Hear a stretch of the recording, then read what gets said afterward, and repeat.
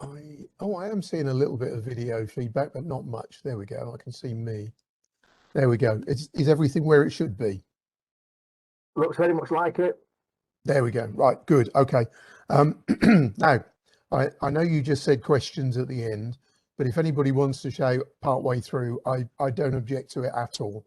In fact, I quite enjoy the conversation, right, rather than a one-way, what you might call diatribe, right? So, you know, I really don't mind however you want to play it. So you know that I'm Steve Thomas, M1ACB, General Manager. Ian was supposed to be joining us.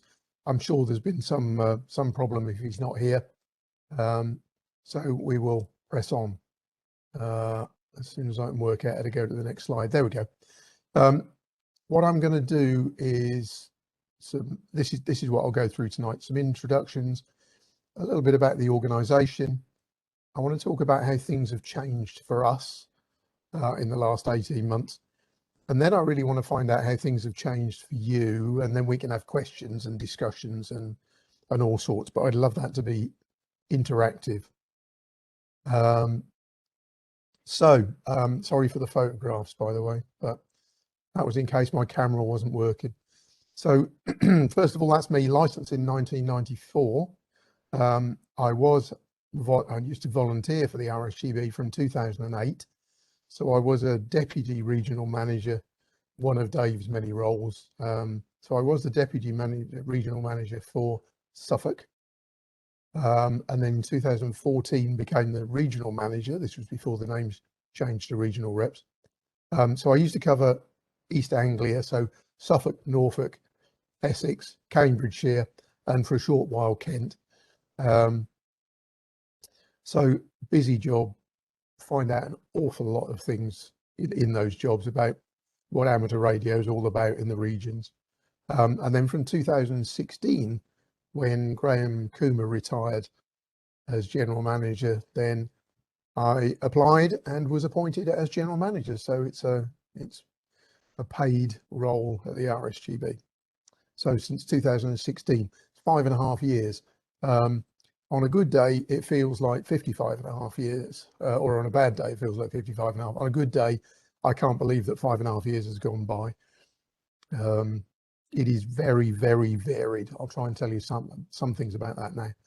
Radio-wise, I have to say I used to be a regular and occasional VHF operator, especially contester. But you don't get a lot of time for that in this job, honestly. That's why I was asking Dave when he last touched a radio. It kind of takes over. Occasional IOTA de-expeditioner, so I've been on a few island trips, thoroughly enjoy that. And I really used to enjoy training people for the amateur radio exams as well, all 3 levels, although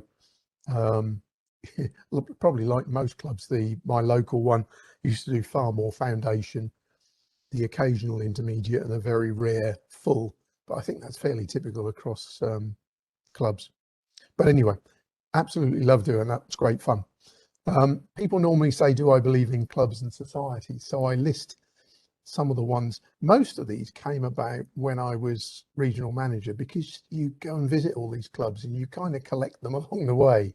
And then you end up going to their meetings, whether it's anything to do with the RSGB or not. So that list is Felixstowe, Martlesham, Ipswich, Leiston, De Montfort University, Huntingdonshire, Camhams, and then CDXC ARRL. Radio Amateurs of Canada as well. I joined along the way. I've been a member for the RSGB, ARRL and RAC for years. But of course, a member of the RSGB as well. It doesn't come free with a job, you know, you still pay for your membership. So worth every penny, of course.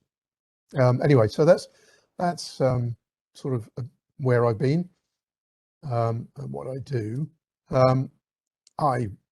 As Heather pointed out earlier, I was sent a book, the Stockport Radio Society 100-year anniversary, and that's me actually in the library. That's a posh word for the office at the National Radio Centre at Bletchley Park.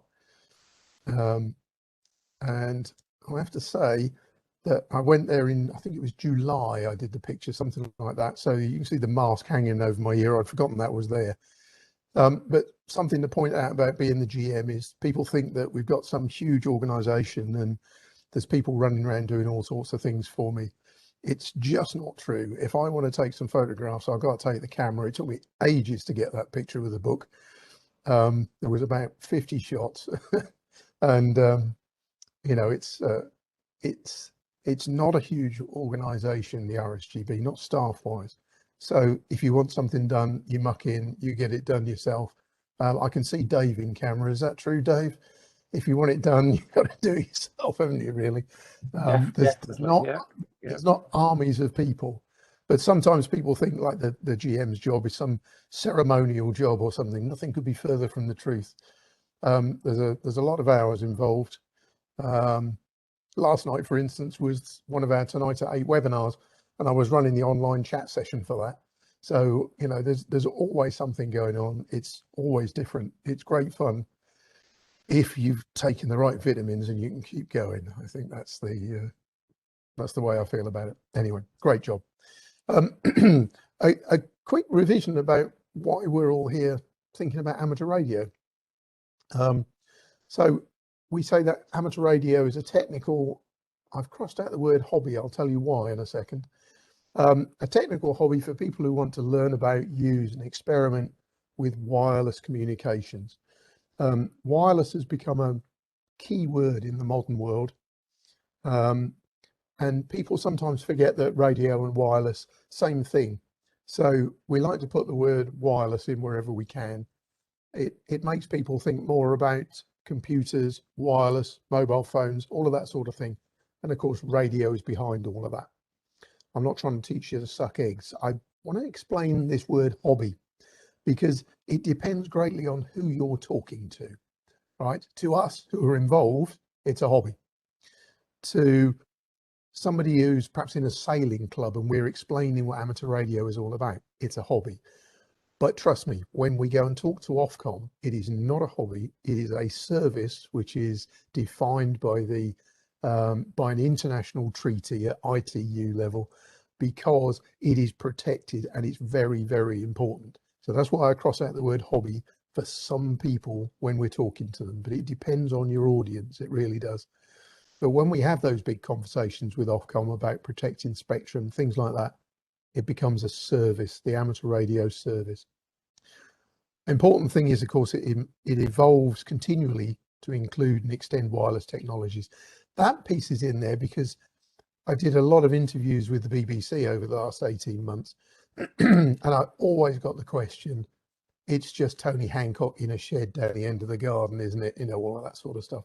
So I started to include things that said it's all about modern technology and wireless technologies continually evolving, and amateur radio is at the forefront of that, as well as supporting all the historical parts as well. So we've got a really broad range. And the Radio Society of Great Britain, of course, supports radio amateurs all the way through all of those elements. There's around 80,000 plus-ish, maybe, radio amateurs in the UK. I say that because nobody's really sure, not even Ofcom. There's probably 80 plus. There's about 60,000 licenses. It probably equates to about 30 to 35,000 active radio amateurs, but it depends how you define active. That's the UK anyway. And there's about 3 million radio amateurs worldwide. So the RSGB is, of course, your national society. It represents members and non-members as well.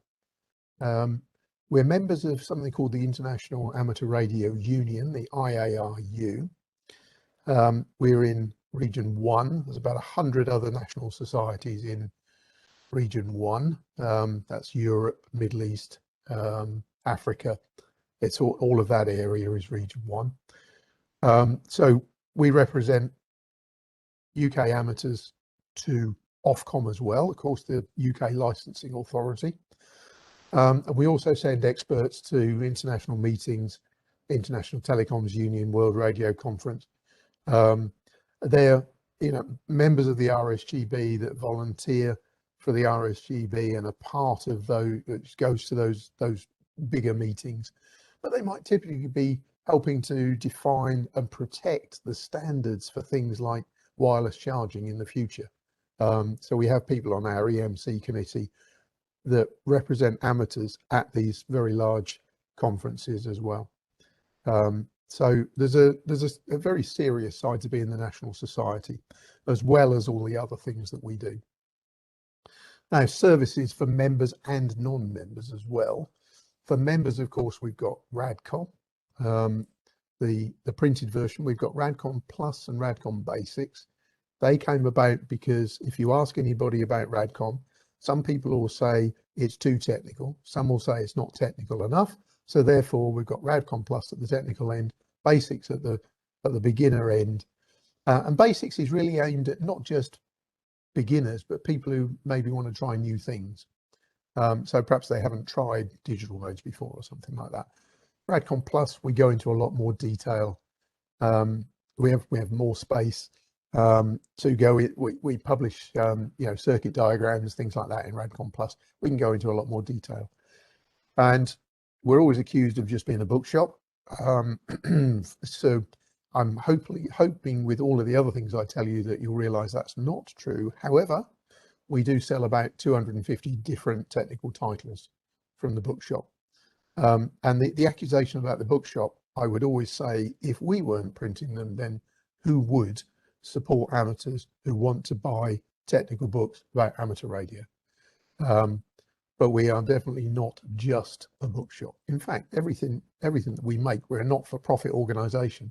So everything we make is played back into amateur radio, even though it is a business. Other services, we offer planning advice. That's becoming a bit more popular at the moment. I have to say, I'm getting more and more people asking about planning.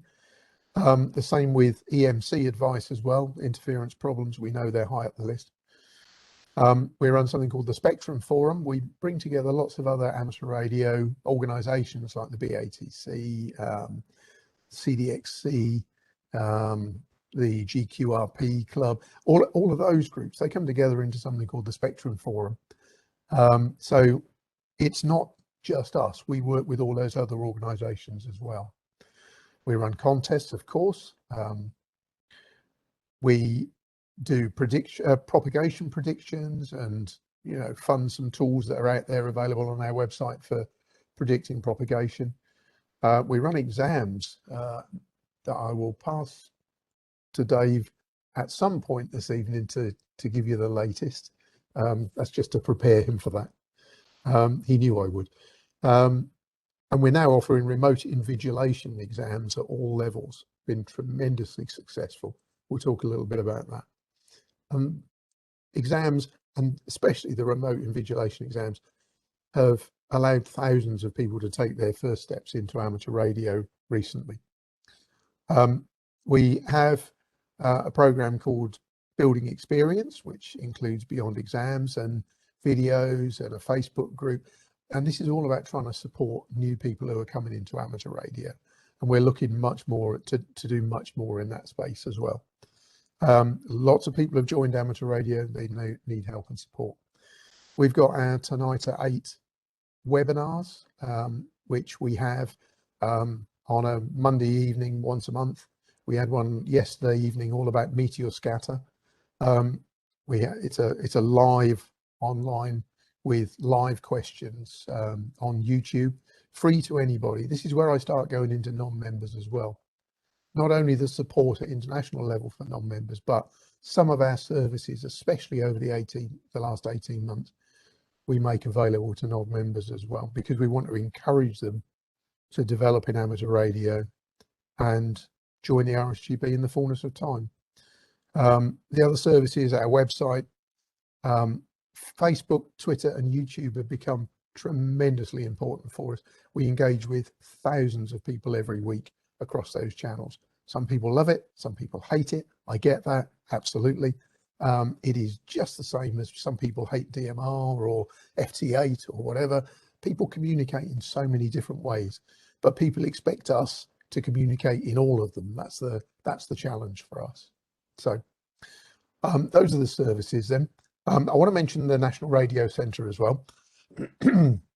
So we've got the National Radio Centre at Bletchley Park. I think it's been there 10 years now, if I remember right. And in the last 5 years, so since I've been recording the stats, we've gone from about 10,000 visitors a year to the end of 2019. We welcomed 97,000 visitors in 2019. And our volunteers there introduce those people to radio, amateur radio, depends what they're interested in, but they go away no more than when they arrive. We had to close it. Now, 2019 sounds like a long time ago. It is. But 2020 sort of got scrubbed out a little bit, didn't it? We had to close all the way through 2020, or from March anyway. We're open again now, but with a great deal of care and caution. We're still asking people to wear masks and things like that. Excuse me.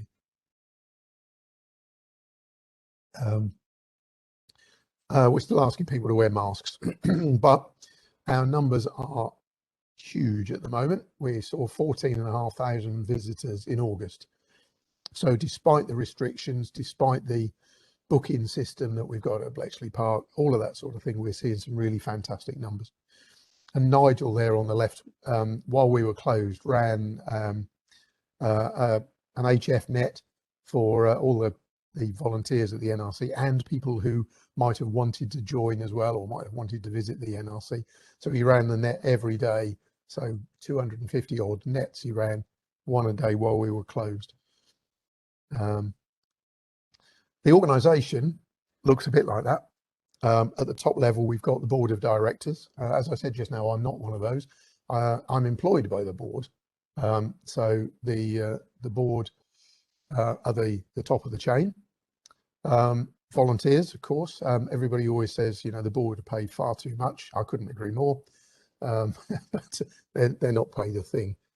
They're volunteers, like the large part of the organisation is. And underneath that, we've got something called the volunteer leadership team, which pulls people from those vertical lines underneath. So we've got honorary officers, we've got all the committees that offer the technical services, the regional teams, and on the end there, the staff. But we all come together in, I think it's 5 or 6 delivery teams. So one focuses on learning, you know, that sort of thing. We bring people together into teams, but then they all come together under the volunteer leadership team, where the VLT, volunteer leadership team, and the board work on the strategy. The whole direction of the society is governed in that way. And really, there's sort of a couple of separate parts to the organisation. There's the business side, and then there's the volunteer side. And the organisation is designed so that one doesn't overpower the other. You know, we're not wholly dependent, we're not wholly focused on making money, and we're not wholly focused on you know, just amateur radio things and, you know, being a club. It's a mixture of the two, and it works very well. All of the financial activities support the other activities, and as I said, we're a not-for-profit, so it funds the amateur radio activities of the entire organisation. If I go into staff, Dave will have seen this one before. I want to tell you that the entire staff of the RSGB is 16 people. That's it. 10 full-time and 6, I'm counting the numbers, 6 part-time. The ones with a little red dot next to them are the part-time ones. So that is it. Those are the paid people at the RSGB. So they all report to me. And the list down the left-hand side is what we managed to cover with those 16 people. So we cover membership sales, exams, the administration of the exams. That's an important factor.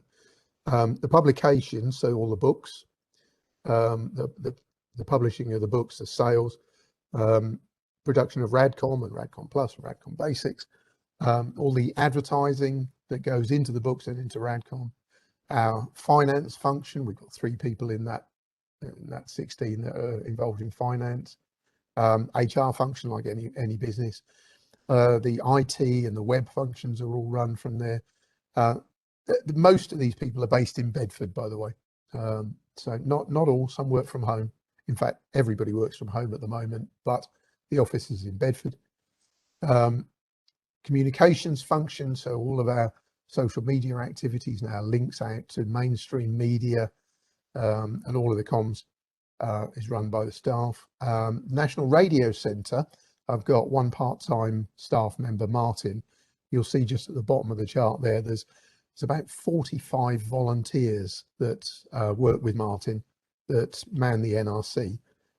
It takes a lot of people to run that organisation at the NRC, a lot of volunteers.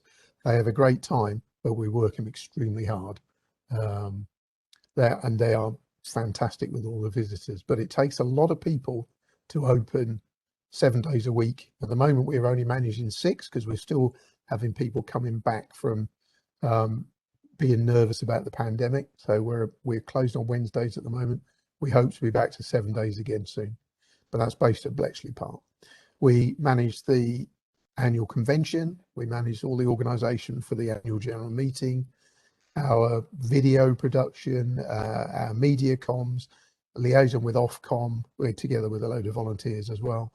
The advice lines we run there, the insurance, and all the business functions. That's what we run out of the Bedford office. Now, let's just nod and make sure you can still hear me. Nobody's fallen asleep. Dave's smiling, I can see. Yeah, good, excellent. That also means I can cough again and take another drink. Right. So we had loads of plans for 2020. Didn't get many of them done. We had to change them, absolutely all of them, I think, almost without fail. You tear up the rule book around about March 2020, and the first thing we had to do was move all of the staff to working from home, like every other business in the country, just about. We didn't put anybody on furlough. We moved. We had the comms in place for remote working. We'd been working on that for some time to allow a bit of flexibility. We had it in place. We managed to move. It took a lot of work, but we managed to move all 16 staff members to working from home. And they were, I have to say, absolutely brilliant.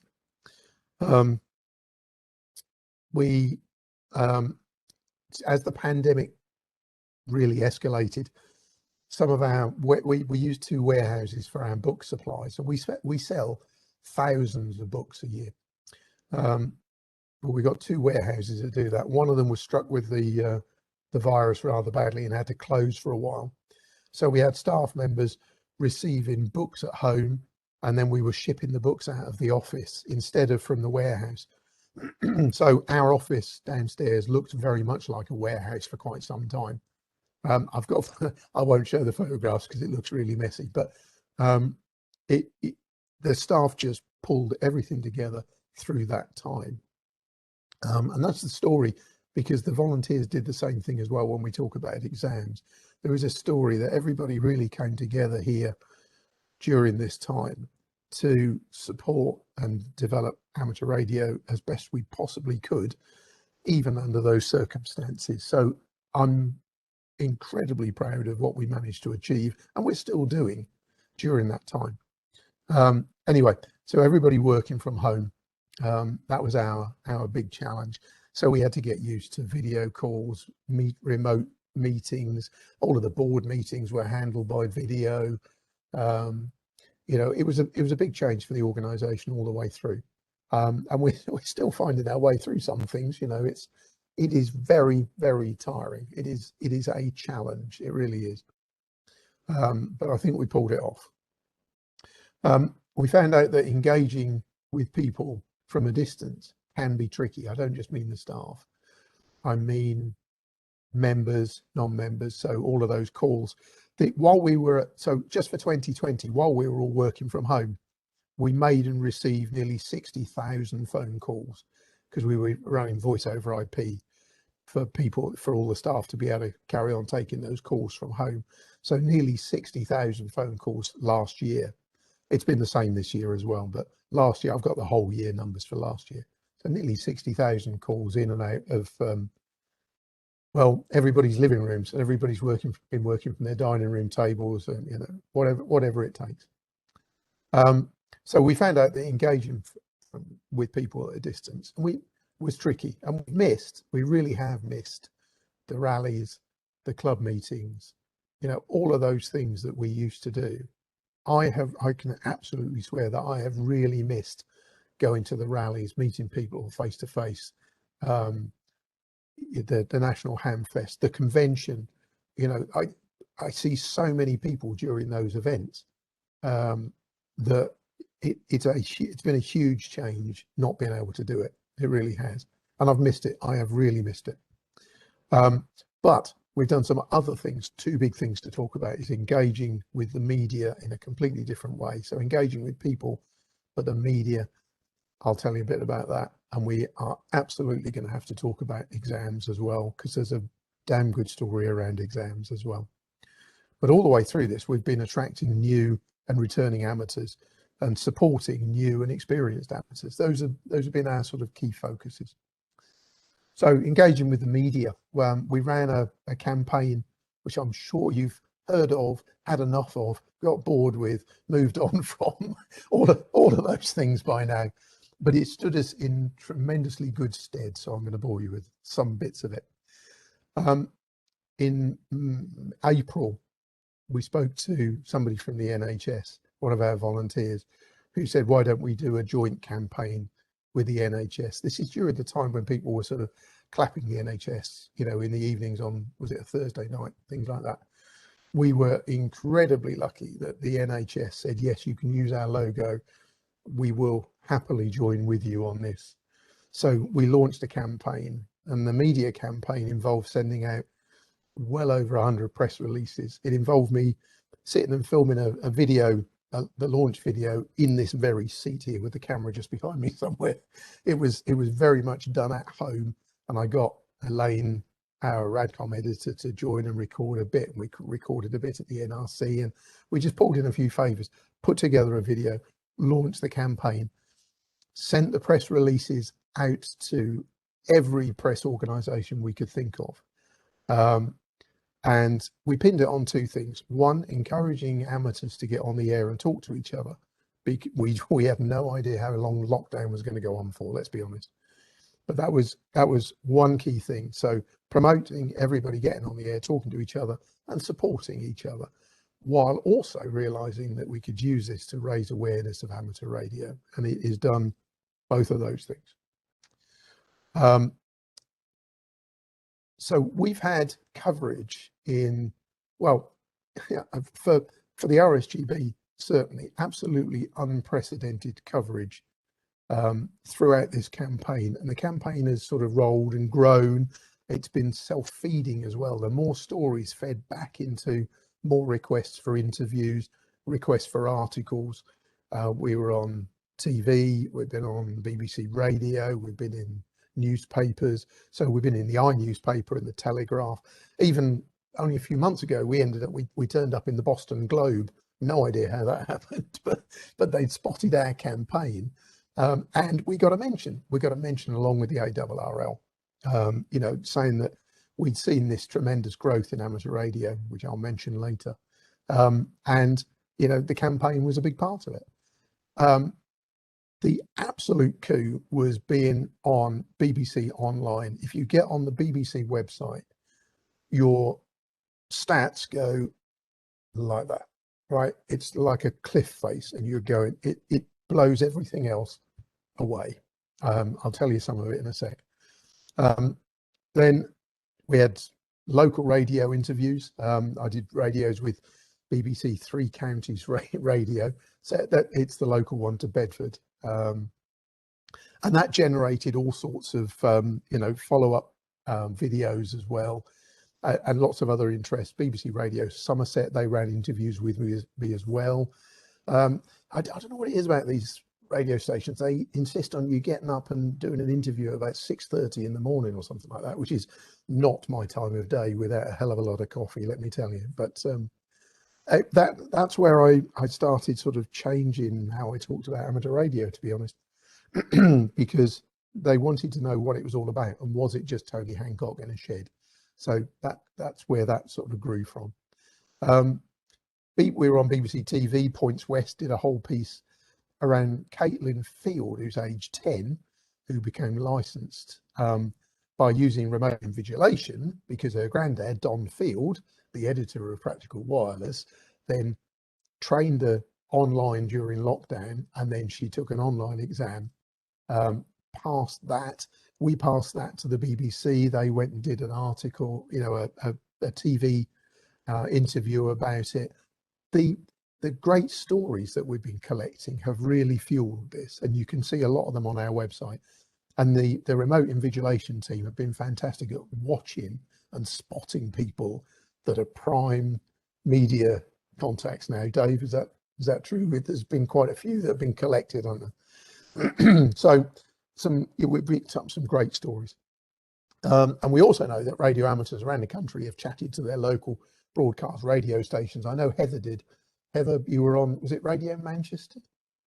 Yeah, I was on Radio Manchester with Eamon Holmes. There we go. That's it. I remember that one. That one's on our website. And also Donna. Donna was one of your remote invigilators, Dave, wasn't she? Yep.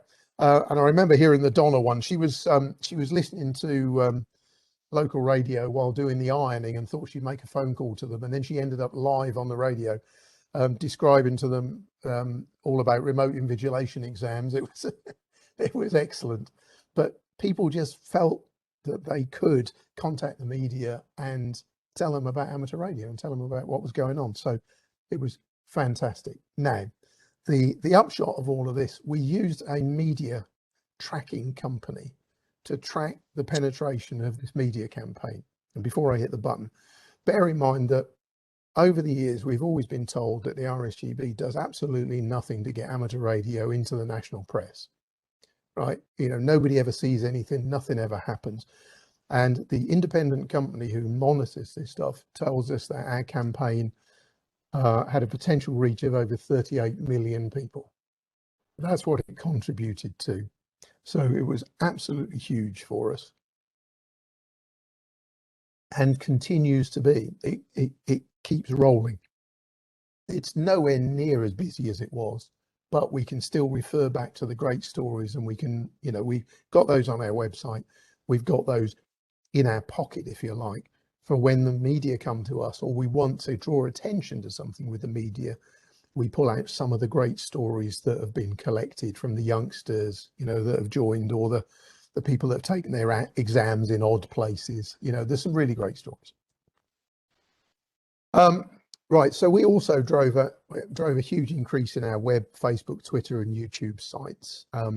Because of this media campaign, people came to see us. We also put the May 2020 Radcom online as a sample, and that was viewed by 18,000 people around the world. It was just fantastic to be able to get it in front of so many people who might not otherwise have normally seen it.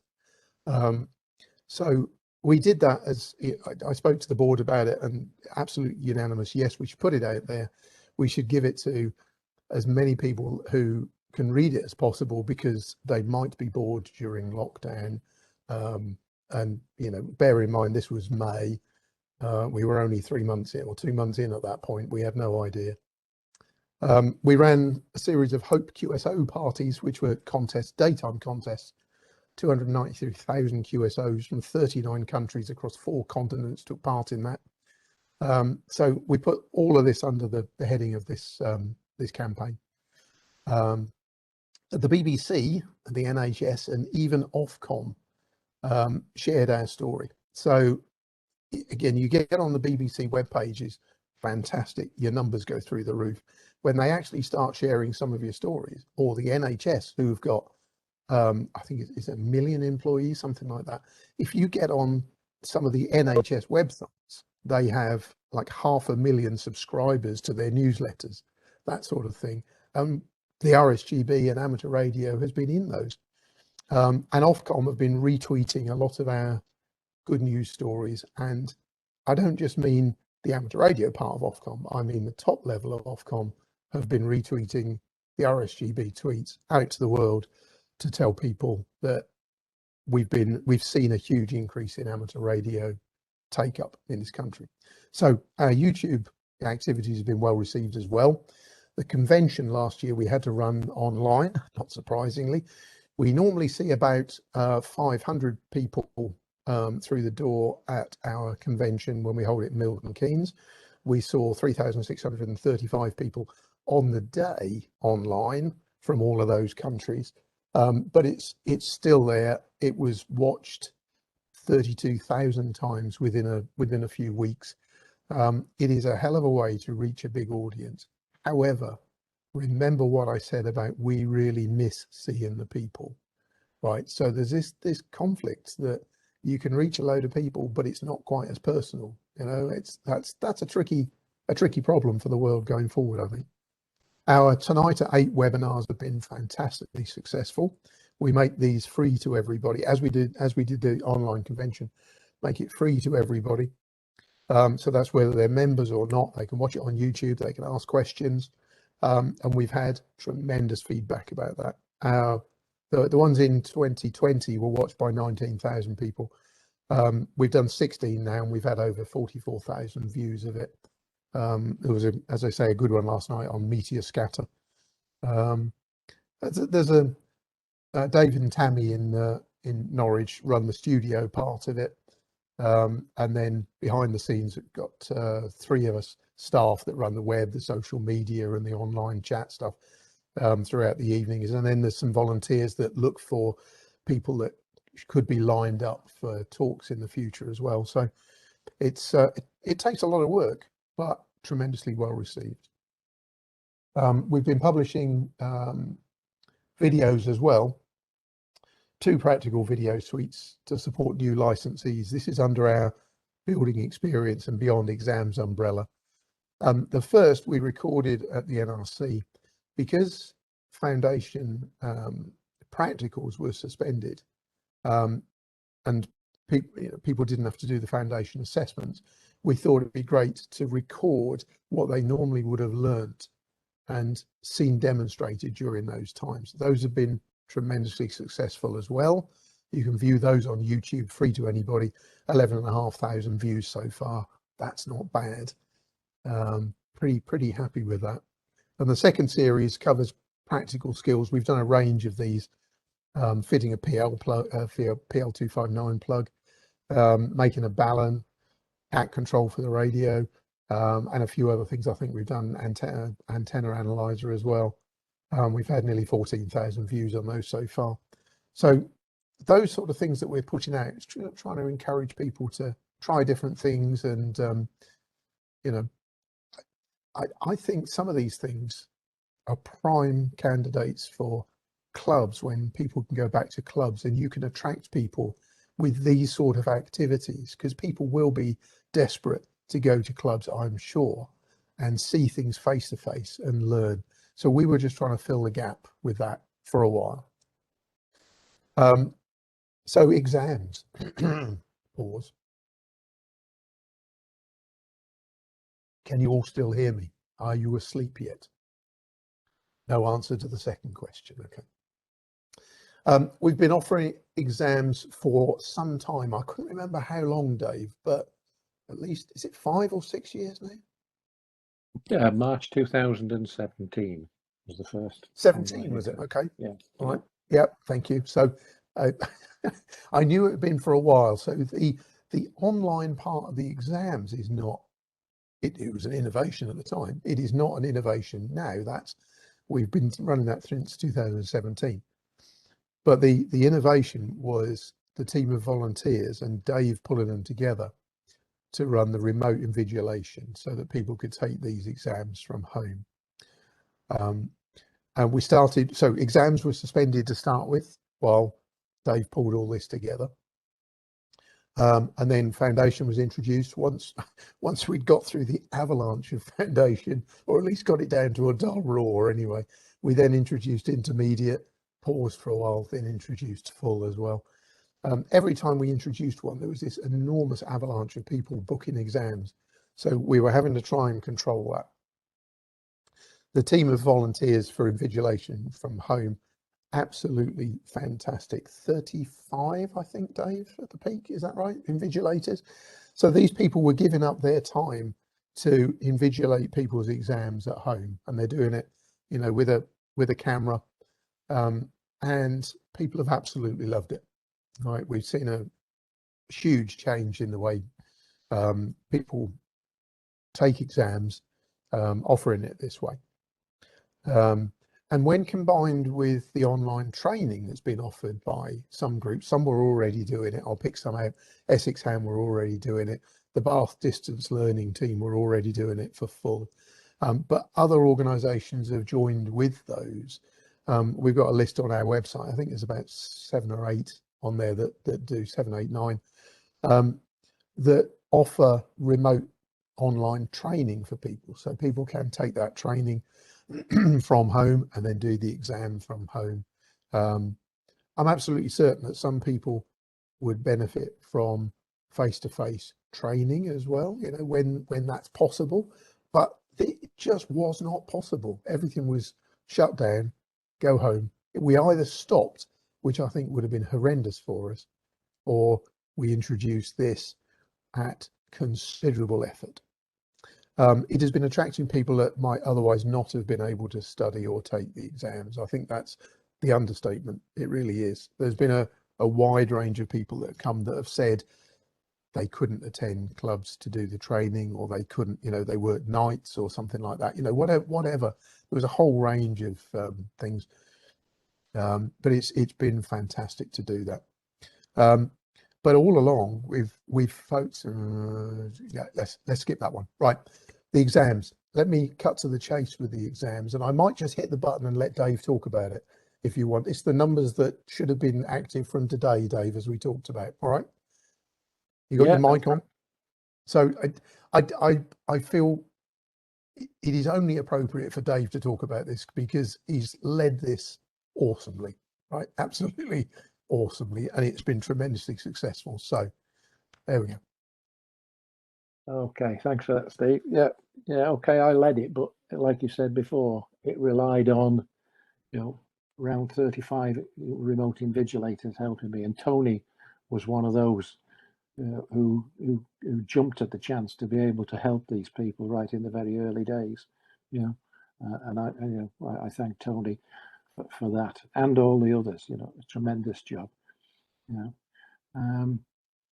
know, we're looking, as it says there today, we're expecting to have our 4,000th successful remotely invigilated foundation candidate. Okay, I haven't checked the figures today, but it was likely to happen today. Right? Yeah. I've just been that busy, I haven't been. But you know, that is about twice as many as we would normally be doing in that same sort of period. And as Steve said, you know, it's allowed people who, through no fault of their own, would never have had the opportunity to take to become licensed. You know, their nearest radio club might be 100 miles away. You know, shift patterns and things like that.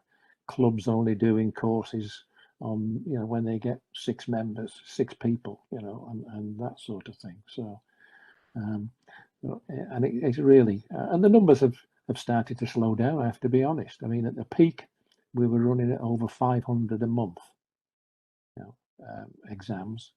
Now we're running about 180 to 200 a month. You know, and building on that 4,000, you know, at foundation level, you can see there that we introduced the intermediate level slightly later. It was around about July, August, I think it was, 2020, and we've had 1,241 passes. That's as of today. And then in October we started the full level, and we've got 544. So, and you know, it's combined with online training. You know, it's only natural to go down the online exam route, and the only way to do it has been currently is to do it remotely invigilated. You know, so a huge thank you to all those who've taken part in it, and you know, we recognise the effort that people like Tony put in last year by awarding all the remote invigilators the Kenwood Trophy, and presumably trophy somewhere. Tony, you've got your Kenwood plaque. There we go. Yes. There we go. That's it. Those were in my office at one point, Tony. We had a big pile. Yeah. Can I just jump in there, please, Dave, if you don't mind? Yeah, sure. Yeah. I don't know. I mean, the figures to me, I mean, they've always been like they are. We say even with the classroom, I can never understand why we have so many at foundation level, and it drops so rapidly to intermediate and full. It's happened with our club. We're the same. I just can't get my head around as to why. I think what you've got to do is catch them on a roll. And I mean, we've tried this, and we've had people. We've tried to, like, you know, coach people from foundation into intermediate, you know, and do it as a, like you say, honor roll. And we've also had those that say, "Oh, I mean, I don't think I could cope with that again. You know, I want a break." And we're trying to say to them, well, the trouble is, if you take a break, you're going to forget it, and then you're going to have to start all over again. Yeah. I don't know. I mean, these figures actually are virtually the same as what we have at the club. But I don't mean actual 4,000. Or the percentages, sort of thing. Percentages, Right, they look about the same. Yeah. And I don't know. We don't know the reason for it. But I mean, we can put questionnaires out, but I don't think you get a true answer, quite honestly. No. It's down to what some people want to, you know, they don't want to go all the way. I mean, you know, we'd all like to think we could all be a racing driver, but we don't all want to be racing drivers, do we? You know, or truck drivers and that sort of thing. Do I recollect at one time, or is it just a rumour, that Ofcom wanted every person to take the full licence? They wanted it to progress right through. Well, we'd love to do that. Yes, we'd love people to do that. But remember, this is, you know, he crossed it out, but this is a hobby. You know, you can't mandate these things. You know, people said that, you know, the foundation license. This is getting a bit political now, but the foundation license should only be valid for a year or 2 years. You know, and then you should be forced to do the intermediate. Well, no, it's a hobby. It's a hobby at the end of the day. Yeah, a bit like a motorbike license. You take your CBT, and then you got so many years to get your full. Yeah. I think people find their own level in it, don't they? They find their level that they're comfortable with. If you go back to when there was only one exam, you either took it or you didn't. You couldn't say, well, I want to dip my toe in. And maybe you find that that's all you need. And that's excellent. We are very happy supporting those people. We would love it if they go all the way through. Yeah. You know, we do all we can to encourage progression, but there's absolutely nothing that says people have to.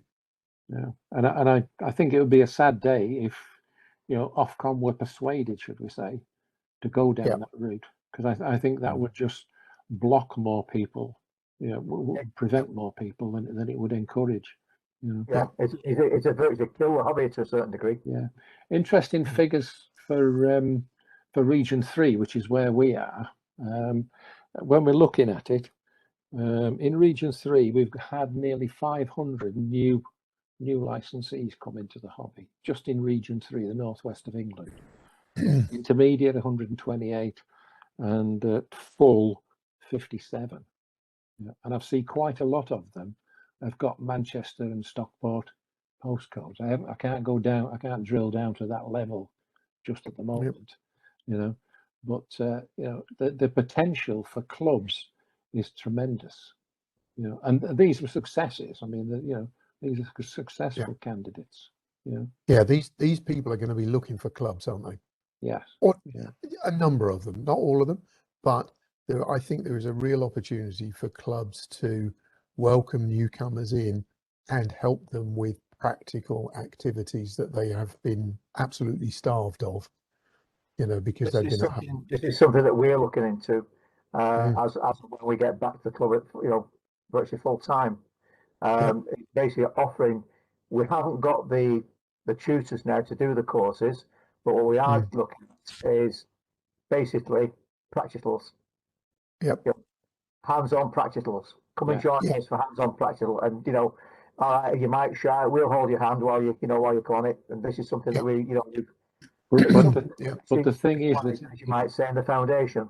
but the thing is, it's voluntary, it's not mandatory. Yeah, that's the other thing. You know, I mean, because of lockdown and everything, I mean, well, at intermediate level, the practicals have gone forever. They're not coming back. You know, and because of lockdown, we can't expect people to do the assessments at foundation level. no. You know? And there's lots, you'll have seen lots of noise in various places, you know, about the positives and negatives of doing the practicals. You know, the thing is that clubs can, you know, whilst they don't have, it's not mandated, they can do it if they want, you know, and if they don't feel, for instance, if they felt that, you know, we don't quite think you're ready for taking the exam, it's up to the club then to say to the candidate, you know, we don't feel you're ready and this sort of thing. But ultimately, at the end of the day, it's the candidate's choice as to whether they take the exam or not. You know, it can be part of the training, can't it? Doesn't have to be part of the exam. It can be part of the training. That's right. Yeah. Or part of the after the training. You know, beyond exam. To use that term. You know, because people do need their hand holding at that point. They really do. Yeah. Or some people do. Some people don't, of course. But having said that, I mean, you know, there's quite a few new licensed people, you know, on this call. But those who we've established, you know, for many years. I mean, when I first became licensed, there was no practicals at all. I mean, the first time I touched a microphone was 6 months after I'd passed the exam. You know, because you just didn't have the, you know, you weren't allowed to in those days, and it didn't do us any harm, you know. But anyway. There we go. Right, let me press on. And then I want to get to where we all have a chat because I just enjoy what we were just doing. So we've got a whole load of activities at the moment, and this one really is here for things that we might want to talk about. You know, it's a bit of a prompt in case you haven't got any questions, although I suspect that won't be a problem with this group. So tonight at 8 webinars, very active. You can go to, I've put in all the web addresses for these things. So once a month, last night, the next one will be in a month's time. A convention again this year will be online. That is taking up a tremendous amount of my time preparing for that. But we took a decision that it's going to be online again, so that's the 9th of October. Awards are being ramped up, and Lindsay, our award manager, is always looking for new ideas, launching new awards. He's always looking for stories of people that have collected awards as well. We've just started putting those on the website, like we did for new people joining amateur radio and how they pass their exams. We've now got some stuff on there about how people have taken up the challenges of going for some awards. The beyond exams area or activities, it's getting some focus at the moment, and we're recognizing very strongly that all of these new amateurs are going to need some support. So how they're supported, how they're encouraged to try new things is a big focus in that area. Do you want to say anything, Dave? No is a reasonable answer. Just to say that, you know, beyond exams, unfortunately, you know, it was being kicked off just as the pandemic hit. You know, so, you know, there was a lot of clubs had presentations about what it entailed, but then clubs just haven't had the opportunity to put any of it into practice, or very little of it into practice.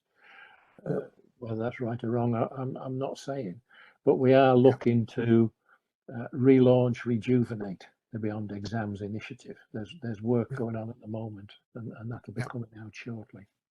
Yep. The EMF regulations have been high on everybody's list. So you can either go to ofcom.org/EMF or rsgb.org/EMF. So you can go and use the Ofcom calculator. You can, if you go to our web pages and look at what was in RADCOM, and in fact, what was in RADCOM we've put on our web pages because we wanted to make the EMF information available not only to RSGB members but to all amateurs. So that's all on rsgb.org/EMF. There's a calculator on there to help you. I am not the world's expert on EMF things. John Rogers, who's our EMC committee chair, has produced videos.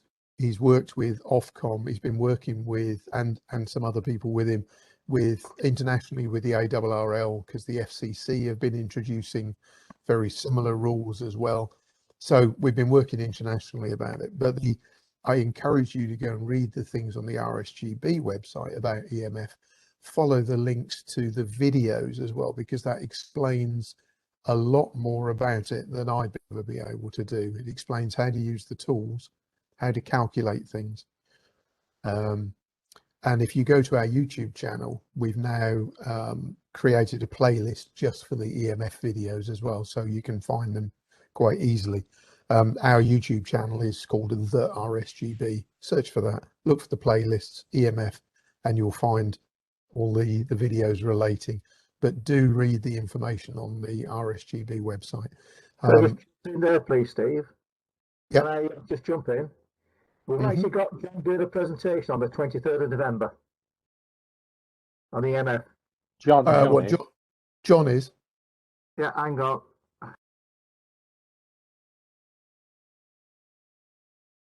Oh, you're on muted mute. yourself, Tony. I muted everybody, I think.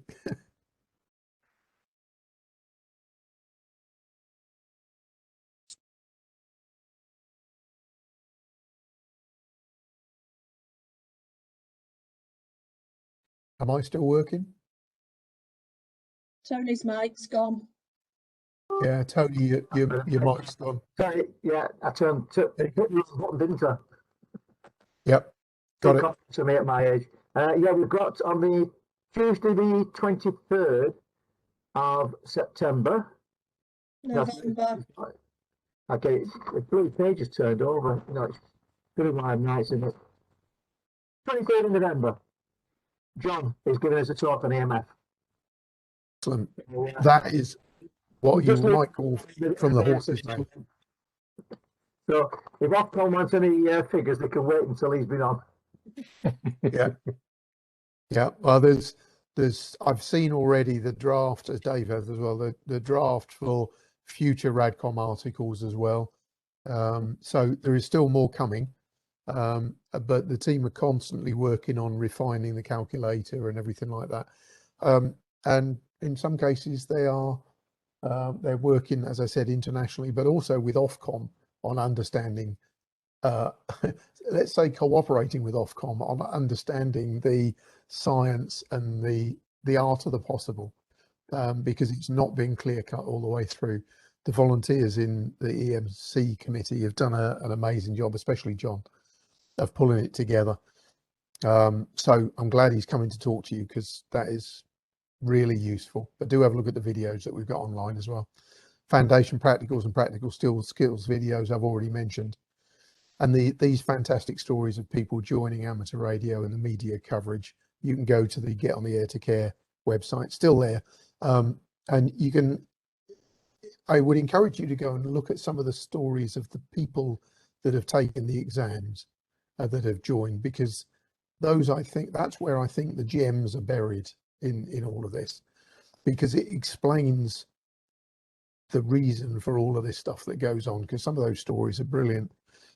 I've got one here. Somebody called Glenn Hamilton was working as a welder inspector during on pipe laying vessels offshore, and did most of his studying while in hotels, while traveling the world for foundation and intermediate. Passed his foundation exam while he was in a hotel in Rotterdam waiting to go offshore. Was he the one that did the really excited video, Dave? I think he was, wasn't he? Yeah. So if you watch the AGM video, there's a guy there that just absolutely loved the fact that he jumps up out of his seat and everything like that. Loved the fact that he passed the full exam.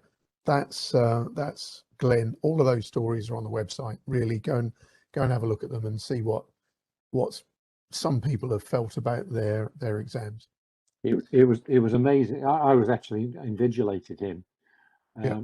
And when it came to the point of pressing the button, he was so nervous. What he did was he put his hands in front of his face like that, and and then just pressed the button, and then looked between his fingers, and then he saw congratulations, and he literally jumps out of his seat. Yeah, Just like a 10-year-old. Brilliant. and and that sort of stuff from a personal level.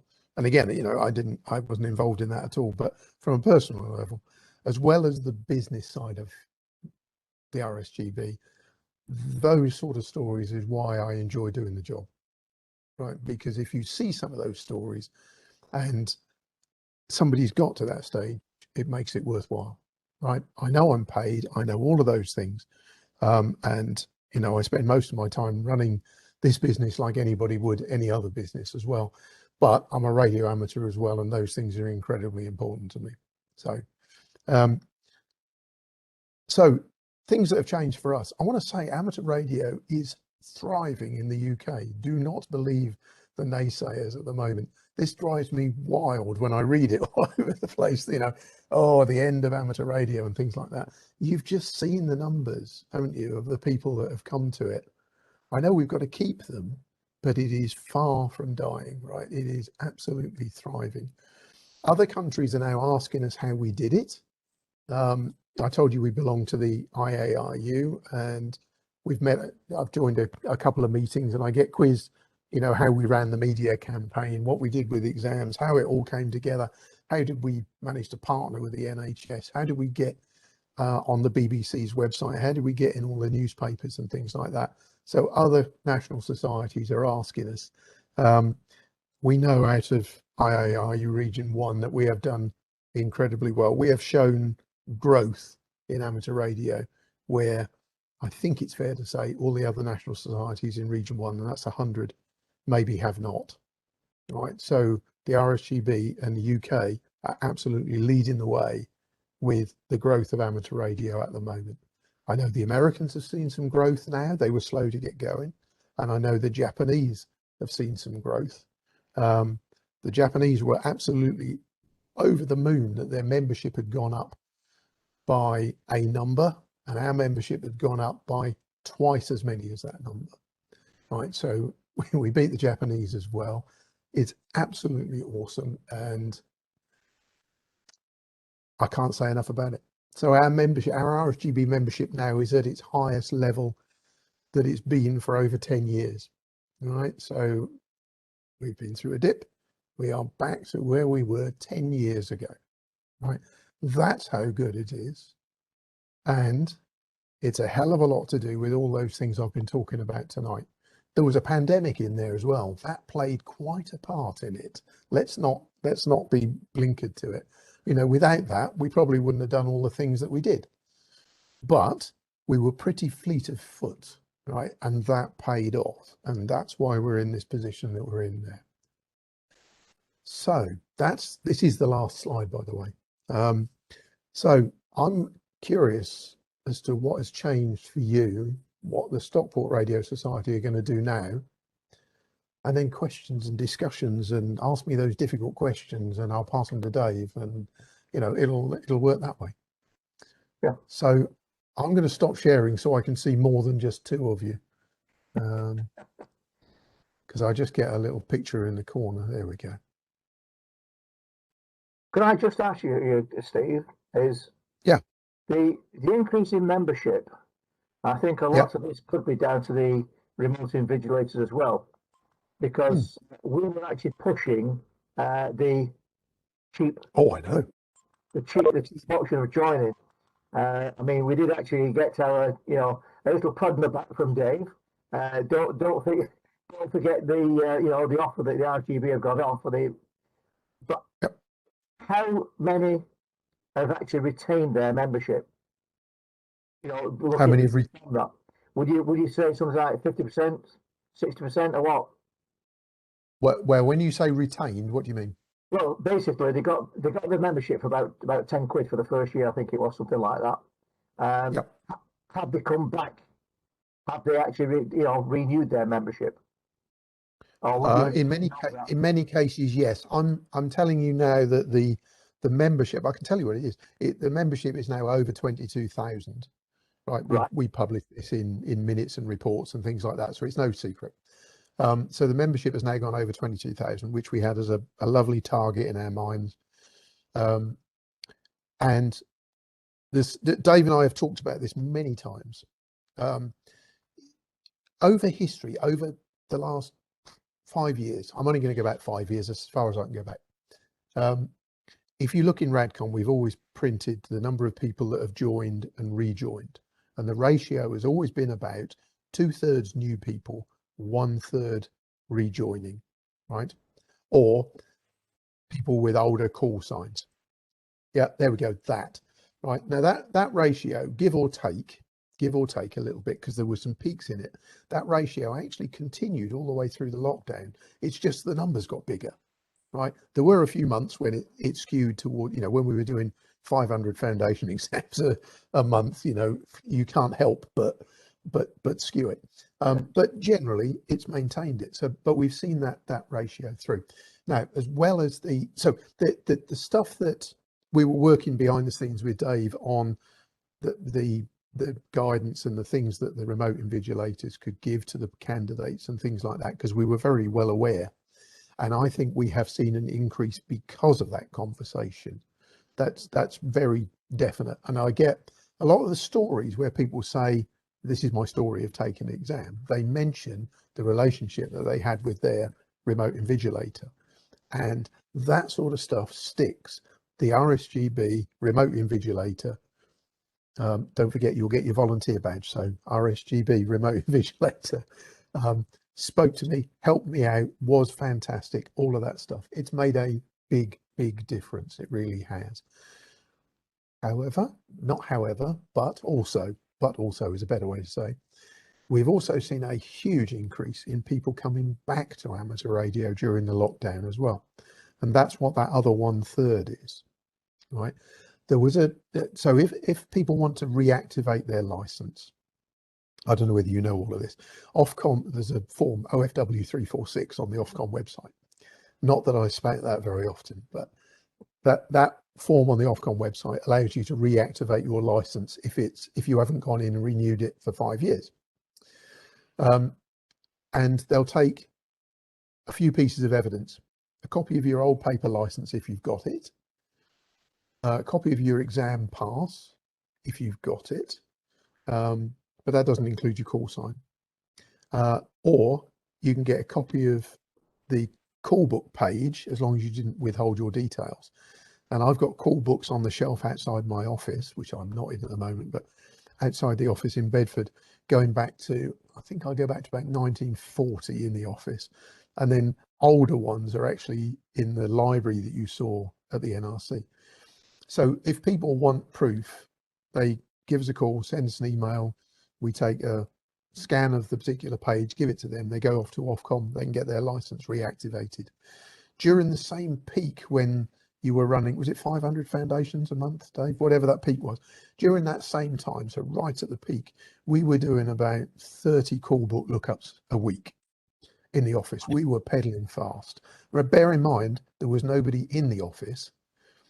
So we had to wait for somebody to go to the office to look up the call books, to take the scan, to send it to somebody. But that number of people were coming back to amateur radio as well, which is why the numbers were up in the new people joining and the people returning as well by the same ratio. And I love both numbers for different reasons. One, I love all the new people coming because of everything we've just talked about. But I actually love people coming back and rejoining the RSGB because it tells me we're doing something different, right? They were a member, they left, they've seen something, they've seen the media stuff, they've got bored while they're doing lockdown, whatever. Let's not be blind to that. All of those things. But they've come back and they've rejoined the RSGB as a result. Not all of them, but a good number. We don't charge them for that call book lookup, by the way, but we do send them an offer and say we'd love it if you joined, and a good number of them do, because we are then seen, like the remote invigilators, we are seen as the good guys who will help them out and not charge that. If you go to City and Guilds, by the way, they'll charge you 40 quid for a copy of your old exam. Quebecers. pass. You know, so and Ofcom charge 20 to re-enable the license anyway. But if we get a percentage of those people actually joining the RSGB, result. Right, that's it. We get more people. Sorry? Heather's got a question for you. Yeah. I've actually got it's a bit of a question, bit of information. Last year, as you were saying, when lockdown hit, Neil and Keith, who's on the WebEx tonight, along with one of our newest members at the time, Chris, they all went on air and set up on 145375. Just monitored the channel all day, every day for, I don't know, must have been 3 months, and got members to call in and just say, we're okay, we're fine. And those members that couldn't call in or didn't get contact with, Nigel, my other half, said he would ring them all as membership secretary. Last year we were really, really lucky. We had 112 members last year, and during the course of the year we added another 5, 2 of which are on tonight, and we only lost 2 through the other C word that we don't mention, we don't like to mention neither. So we've been really, really lucky not to lose any members through the pandemic. So we always had a strapline on everything we sent out, which was don't stay safe, don't be lonely, and talk. And that strapline stayed with us for gosh, nearly 2 years now. So that's just a bit from us. But 2 questions for you. The tonight to 8, do you have a forward planning of those that I can put onto our online diary?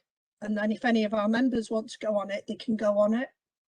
Absolutely, we do. Yeah, if you go to rsgb.org/webinars, I will go there now as well. So rsgb.org/webinars. You can see the ones that we've got planned. Right, so I can just add them into my list. Yeah. So the upcoming ones, the next one, 27th of September, Steve Morton from our ETCC is talking all about repeaters, how they're built, planned, and commissioned. And then on the 1st of November, BitX and SBitX, the journey and development through a range of transceivers, VU2 ESE is one to talk about those. And then 6th of December, we got Noel Matthews talking about Pluto and Raspberry Pi 4s for narrowband TV. So they're all there. So so if people join you can either watch it on BATC live stream or you can watch it on YouTube. And if you watch it live on YouTube, then you can actually ask questions live. But as soon as the live stream is finished, then the recording's available. So we have typically 100, 150 people live for it. And then within a couple of days, it's well over sort of thousands of people have watched it, because we get an international audience, and sometimes UTC doesn't work for everybody, you know, so they don't want to get up in the middle of the night. But we've got definitely an international following. There's quite a few, you know, international prefixes turn up in the group chat. Germans, the Dutch, the Belgians, they all join. But yeah, it's there anyway. rsgb.org/webinars.